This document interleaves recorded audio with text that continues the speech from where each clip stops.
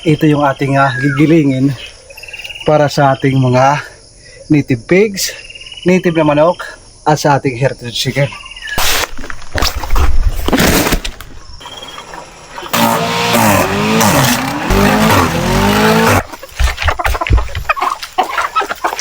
Kain kayo dahil mamaya wala na kayong pagkain.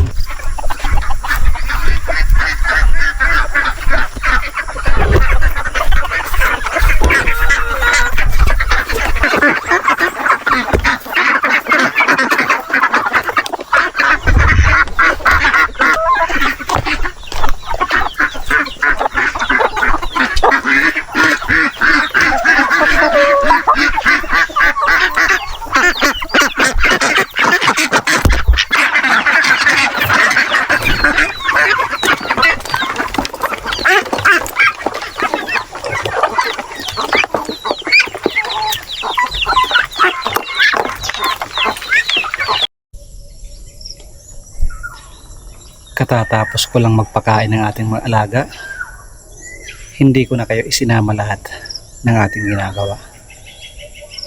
So babalik tayo dun sa bahay at mayroon tayong delivery malayo-layo. Doon ako napapagod sa pag-drive pag malalayo. Kahit nakaupo lang, nakakapagod mga kapartners. Dito sa ating munting farm, maraming trabaho, mabilisan ang trabaho, pero hindi po ako napapagod. Nag-i-enjoy ako sa aking ginagawa. Yan, nagpausok ako yung puno ng kawayan. Yun palagi ang aking sinisindihan para mawala. Dahil napakarami dito ng puno ng kawayan. Sa likod ng ating triangle house, mayroong 1, 2, 3, 4. Maganda naman doon kasi nandun yung ating pinakapigiri. Malilim yung lugar, malamig. Dito lang sa lugar na ito yung aking parang empty. Dahil gusto ko malinis at para siyang plaza, mga kapartners.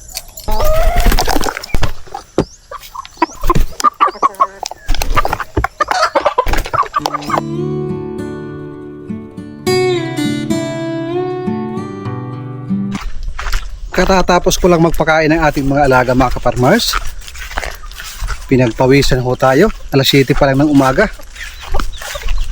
Sa pagtatrabaho dito sa ating mini farm, itinuturing ko lang yan na exercise. Kasi kung siseryosohin natin, iisipin natin araw-araw, mababaliw ho tayo niyan. Kailangan i-enjoy natin ang ating pagpa-farming. Kasi kung napipilitan ka lang, nagfa-farm ka para kumita ng kumita, yan ang nasa isip mo, mababaliw ka niyan, mga kaparmers. Baka hindi mo kayanin. Kasi sa unang pagsisimula, labas ng pera. Nandyan na yan sa mga 5 months, 1 year, makikita ang inyong sakripisyo. Umaga pa lang bumabangon ako. Dahil alam nyo naman, meron tayong flower shop. Grabe kahapon. Hanggang alas 10 ng gabi, nag-deliver pa kami. Pero okay lang kahit alas 10 ng gabi dahil meron naman tip. Nagbigay yung ating dinilibera ng 500. O, saan ka makakuha ng 500, mga kaparmers? Ngayon, ang ating gagawin is kukuha ako ng kugon pang inner liner natin sa ating pugad kasi medyo manipis na yung ating pugad. Gusto ko yung maganda na shape ng ating pugad para magandang tingnan, para pag nag-harvest tayo ay nakakatanggal ng stress, lalo na pag marami ang itlog na makukuha natin. Napakatahimik na ng ating paligid. Ayan, wala nang halos lumalapit. Ganyan ang buhay. Pagkatapos mo silang pakainin, pag tinawag mo, hindi na sila lalapit. Mga busog na eh. Pero pag gutom yan, hindi mo pa tinatawag. Magdala ka lang ng konting balde, kahit plastic lang, sunod ng sunod yan sa'yo. Silipin natin yung nangingitlog na native na manok.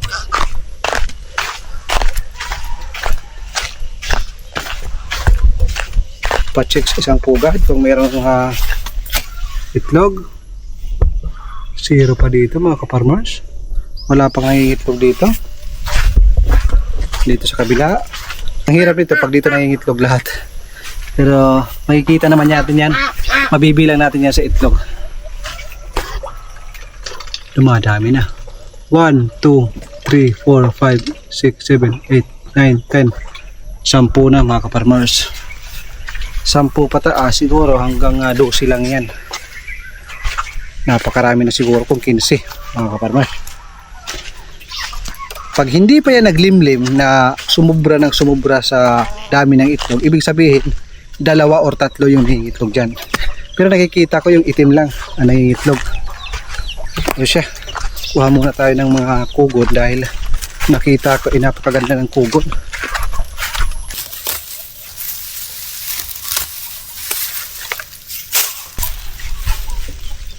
Sakto lang ito.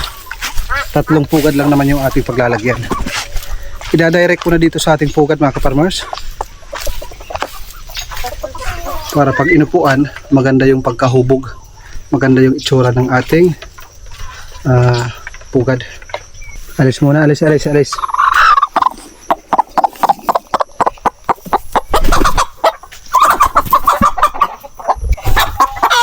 Oops! Wala muna mangingitlog. Stop muna. Papagandahin natin yung inyong itlogan. Okay. Oh, sobrang liit na lang. Ewan ko kung saan napunta yung mga kugon na nilagay ko sa una. Gagandahan ko yung paggagawa para mas ganahan silang manitlog mga kaparmers. Parang tao din yan. Basta't maganda yung kanilang higaan, palagi silang pupunta dito. Ito yung kanilang comfort zone. Pero sa aking nakita dito, ang kagandahan sa ganitong pugad ay hindi sila natutulog dito. Yun yung aking napansin. Meron tayong video na gabi. Doon sa may kawayan natutulog yung ating mga Curtis chicken.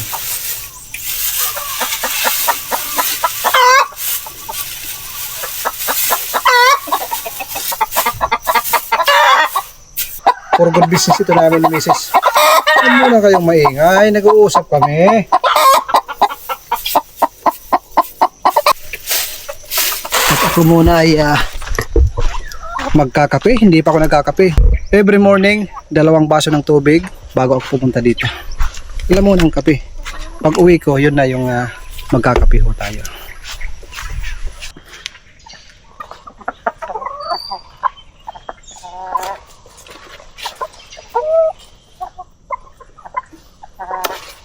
Bago ako umuwi, mag-harvest muna tayo ng okra.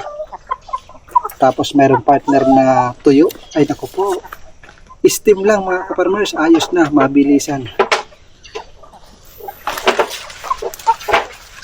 Dito sa amin mga kaparmers, bibihira lang kami maggulay. Magluto ng gulay. Dahil bumibili na lang kami dahil yung isang takal ng gulay is 20. So mga 3 o 4, sakto na. Saka mayroong tuyo, sapat na. Minsan pritong isda, ayos na. Kasi kung maggugulay ka mga kaparmers, bibili ka pa ng nyog, magpapakayod pa. Matagal na oras.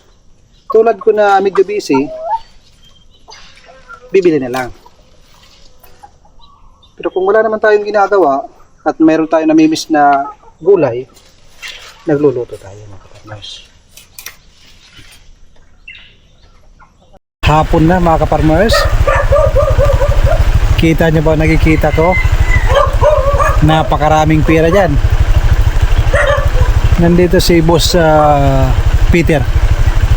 Pinapuntahan ni Papa dahil yung kanyang nyog ibinibinta para puntahan sa bahay.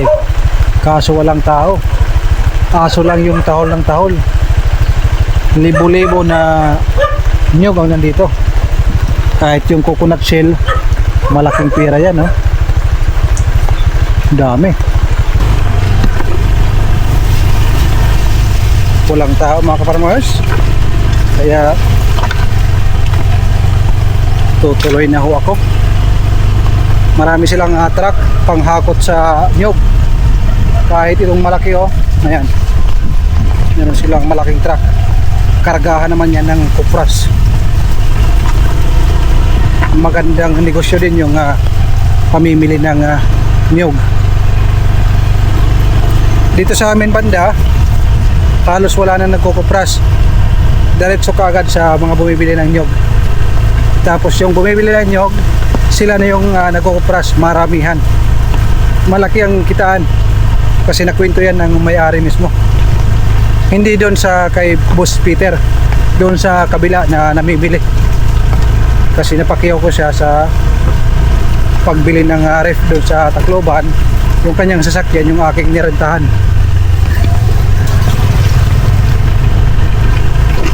Meron pala akong kasalubong, hindi ko makita dahil mayroong payong. Umuulan dito mga ka-farmers. Kauna-unahan ulan, pero yung ulan walang tigil dahil mayroon daw low pressure. Sumasalubong ka agad yung ating mga alaga. Hindi pa naman late sa pagpapakain natin mga alaga. Akalain natin na parang mag-aalas 6 na, pero hindi pa. Dahil makulimlim, maulan, kaya parang mag-aalas 6 na.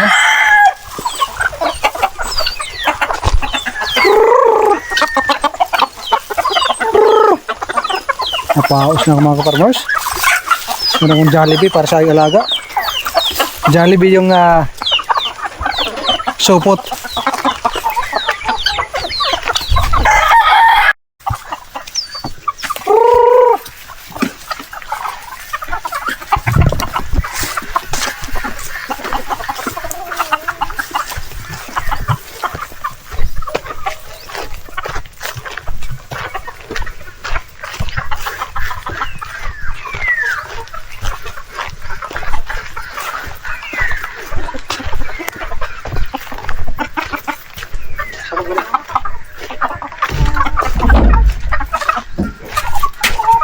Welcome our triangle house.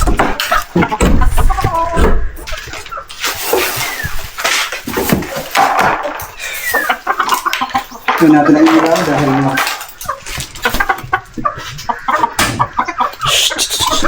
lights on.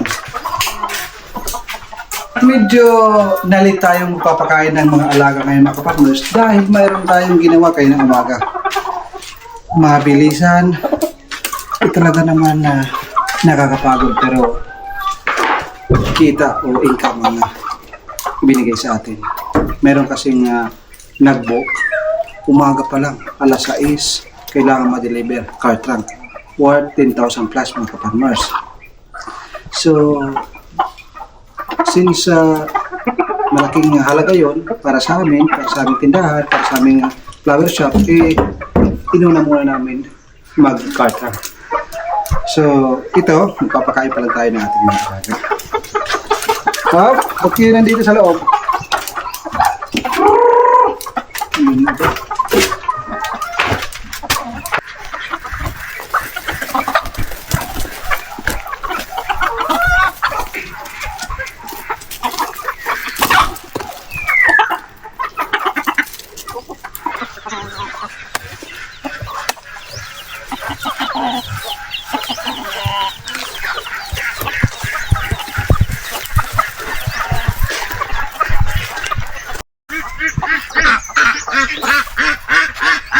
Yung Madre de Aqua, parami ng parami.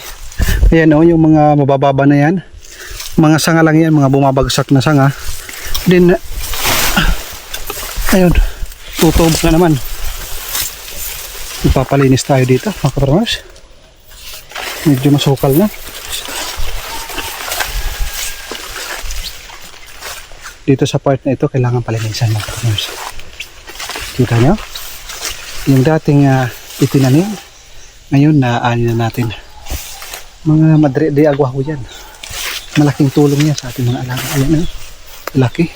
Yung iba nga doon, pinangpuputol ko na yung taas dahil ang taas, hindi maabot katulad dito mga kaparmas. Oh, katulad yan. Katulad yan. Katulad yan. Para sumanga.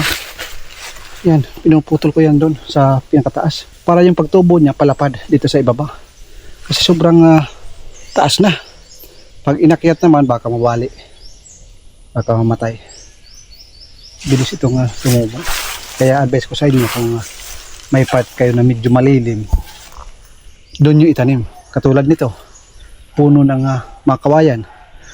Ito talaga yung matataba yung Madre de Agua. Doon meron naman tumutubo naman, pero kung mapapansin natin, yung pinakamataba, pinakamalusog, malalaki ang dahon, green na green, ay itong nasa ilalim ng kawayan, nasa mga puno ng saging. Kahit 5 ganito para sa isang manok, solve na mga kaparmers. Napakaganda pa naman ng vitamin ito para sa ating mga alaga. Ito naman ipapakain ito natin sa ating alagang native pig. Ito, isang puno lang ito. Ayan o.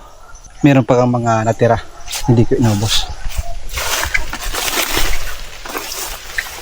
So sunod na araw, magpapalinis ako dito sa ilalim. Babayad na ako ng tao mga kaparmers. Hindi kaya pag tayo lang. Kailangan natin ng ibang tao. Mga 3 tao. Kain!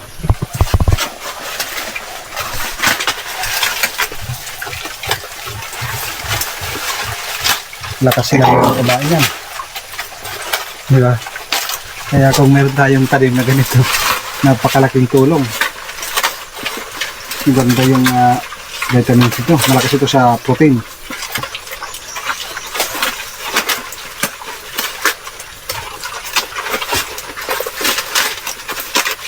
Meron tayong ibinibigay na commercial feeds.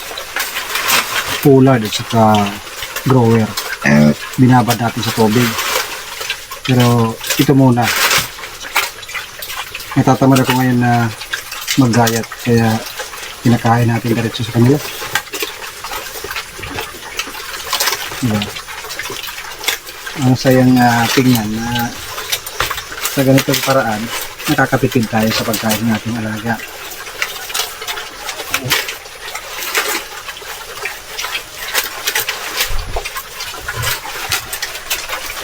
Pag snack nila mga kaparmers, iniiwan ko lang yan dito.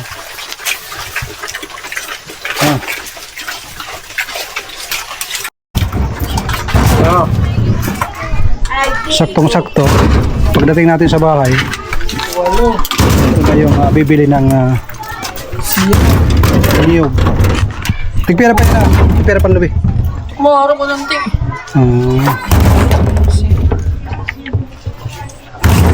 Ito yung nakita natin doon na napakaraming tambak ng niyog. Ito yung kanilang service. Maliban dyan, mayroon pang mga truck. Pag maraming niyog, malaki yung ginagamit nila.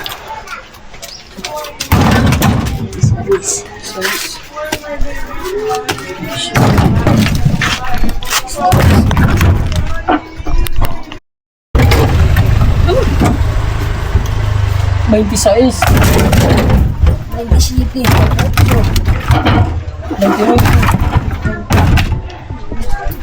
31. 33. 35. 37. 39. 31. Tayo, lumati. Kumuha tayo ng bayad ng niyog mga kaparmers. Ayan o, napakarami. Ano? Gagawa sila ng kopras. Pwede ka ba day? Ha? Ay, mga batikan no?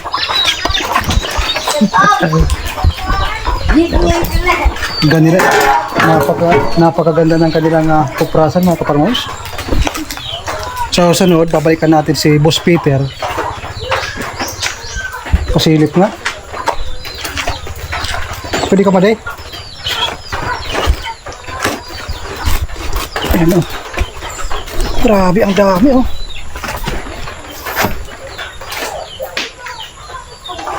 Pupupras, napakarami mga kaparmas. Balikan natin si Boss Peter para hingian natin kung paano ba yung kanyang diskarte sa kanyang puprasan. Balik tayo sa susunod para makausap natin mismo yung may-ari at paano ba ang kitaan at diskarte dito. Big time mga ganitong negosyo. Simple lang, nasa gitna ng gubat pero ayos. Libo-libong nyog ang meron sila dito. Papunta na ako sa mini farm natin. Ayan o, yung kanyang service. Isang napakalaking truck. Maliban lang dyan, mayroong mga truck doon, multi-cab. Yun ang ginagamit nila paghakot ng nyog pag bibili sila, pag mayroong mga nagbibinta.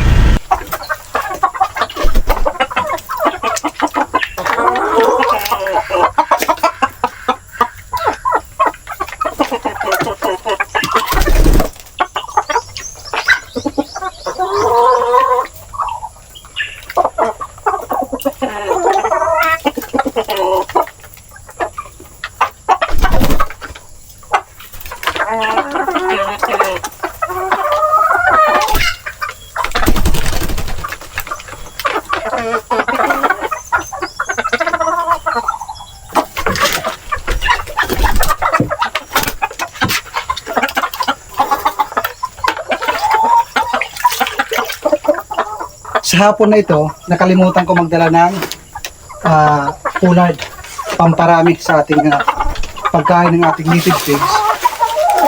Kaya yung ating gagawin, ito, dinamihan natin yung ating madre de agua. Hindi na ko gagamit ng ating shredder kasi ganito lang naman. Grower lang ang meron tayo na nakababad.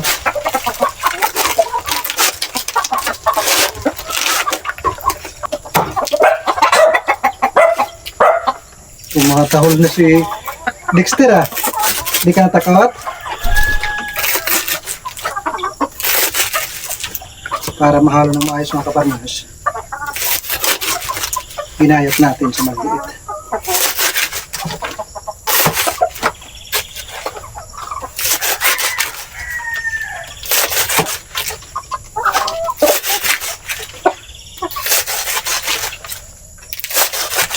Doon ako sa pinakagilid ng harvest. Yan. Ganda. Ngayon ko lang ito na idea. Kumbaga na-discover ng aking isipan. Pwede palang balutin ng puro. Pwede palang balutin ng daon ng saging at saka i-slice. Maganda yung pagkagayat. Hindi ka bubuwag.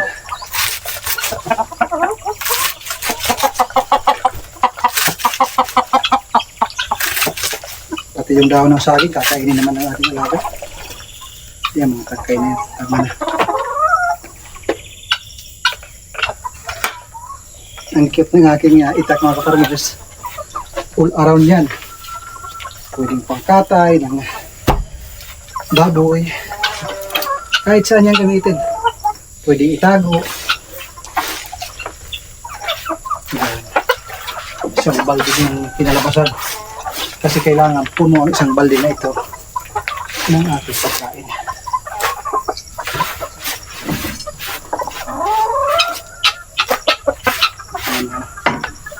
Naghahalo tayo ng vitamins para sa ating mga alaga. Hindi ko naman inuubos yung isang sachet. Kumbaga, bawat pagkain mga kaparmers, pinaghahati-hati ko yung isang sachet. Sa isang araw, isa lang. Pero kung sa ating mga alagang herders chicken, talagang isa yung ating binibigay. Ang labas nito, nakikita ba? Ang labas nito, Muscovy duck na may manok. So, yung ulo manok.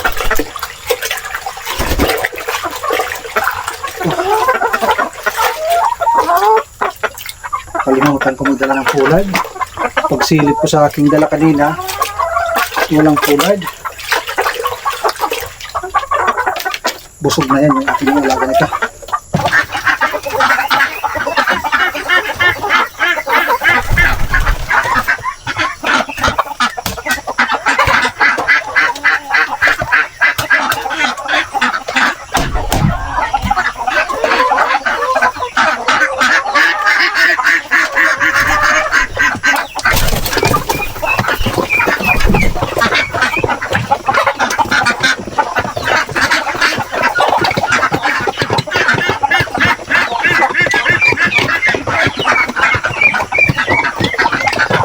Ito na yung ating pugad na pinaglagyan ng fresh na pogon. Ayan ha. Pagkalipas ng ilang araw lang, ito na yung ating pugad. Napakaganda na. Maganda talaga pag maraming pogon na inilalagay. Ayan ha. Ganda ng itsura pag maraming pogon. Pugad na pugad talaga. Sa mga nagtatanong kung mayroon ba itong stand, wala. Plywood lang ito dito sa ilalim. Gulong na binaliktad, nilagyan ng plywood, nilagyan ng rice hull, tapos nasa ibabaw yung pogon.